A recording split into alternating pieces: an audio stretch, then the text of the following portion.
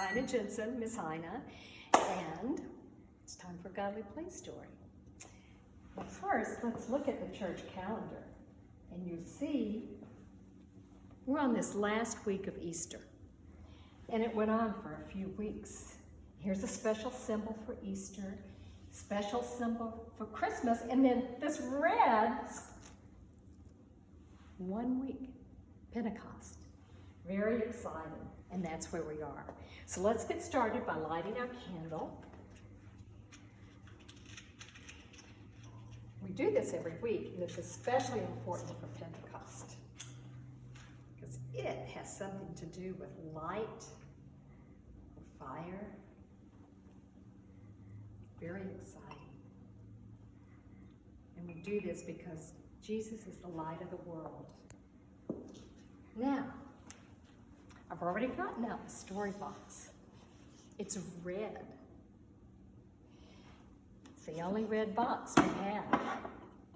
Let's see what's inside.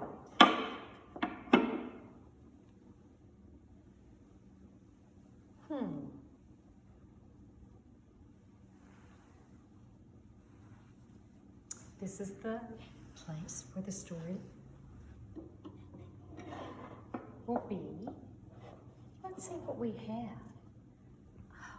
Okay, this part. Thousands of years ago, people came together and they wanted to build a tower all the way up to heaven so they could see God. And they built this great tower. And as they were building it, these people from all over the world, they spoke the same language at the beginning, but then they all started speaking different languages and they couldn't understand each other. And they thought that they could build a tower better than the other group and that people could build a better tower than God. And they all started talking. It was just like a bunch of babbling, babble, babble, babble. And the tower fell down. And even though they were speaking the same language, now they were speaking different languages. They were all beautiful, but they couldn't understand each other. That was the Tower of Babel. Now let's fast forward thousands of years later, and it's the time of Jesus on the earth. Now you remember that Jesus had some very special followers we call disciples. And we had a story about them earlier. Here they are in the upper room, and this is the night that Jesus was taken away, and he was tried and died on the cross a couple of days later. Now we're going to see all these people in this story except for Judas, because by this time he had died. So I'm going to use the symbols for the disciples. Here is Philip and John and James the younger and Jude and Bartholomew and James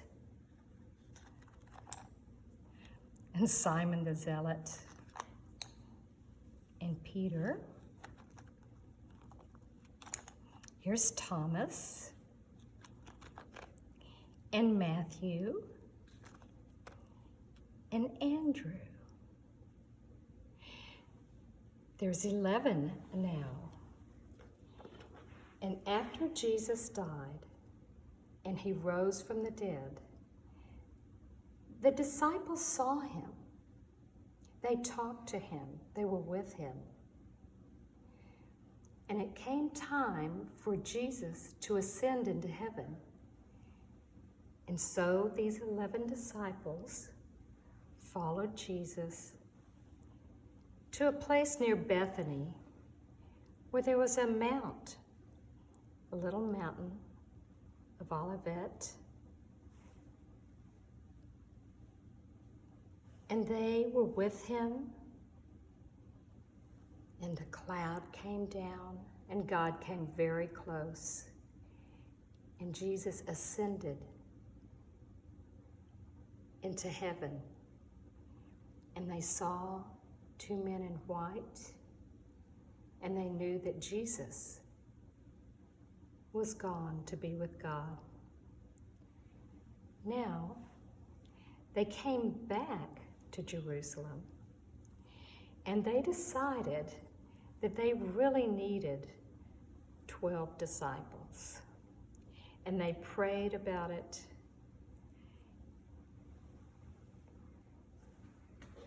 And God gave them guidance.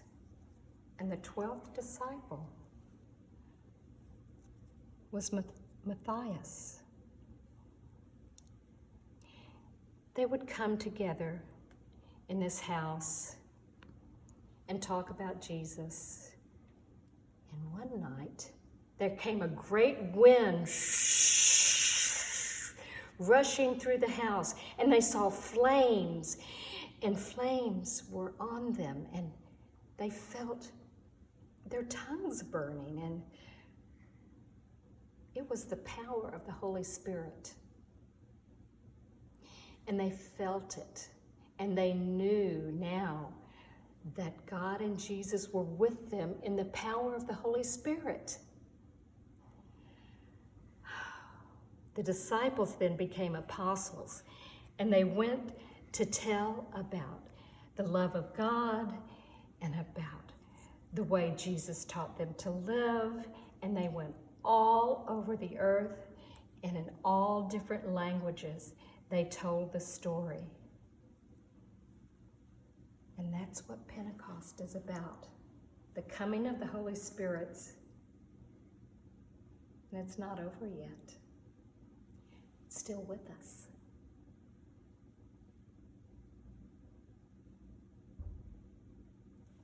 Now I wonder, which part of the story you like the best? I wonder which part you think is the most important. I wonder how we can feel that spirit today.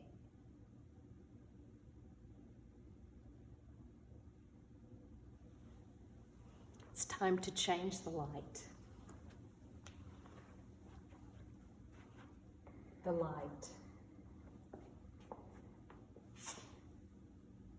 The light is always with us, as it was with the disciples who became apostles.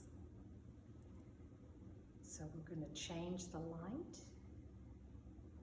And here comes the smoke. And the light fills our hearts. Grace and peace.